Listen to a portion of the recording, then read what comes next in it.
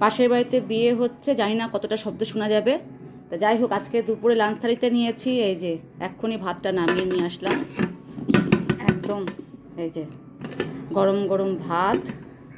এইটা হচ্ছে কালকের মাছের ঝোল ছিল, সেটা এক পিস বেঁচে আছে, সেটা নিয়ে চলে এসেছি গরম করে।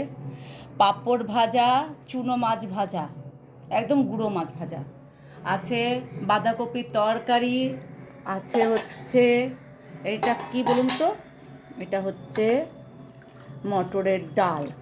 ডাল অনেক দিন ধরে খাওয়া হচ্ছে না, তাই আজকে মটরের ডাল করেছি, সাদা জিরা ফোড়ন দিই, শুকনো লঙ্কা ফোড়ন দিই।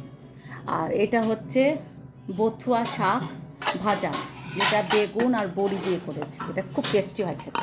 আর এইখানে তো জলপাই আচার আছে, শেষ হয়ে গেছে, জানি না এরপরে কী আচার বানাবো সেটা সেনগুপ্তবাবু বলবে।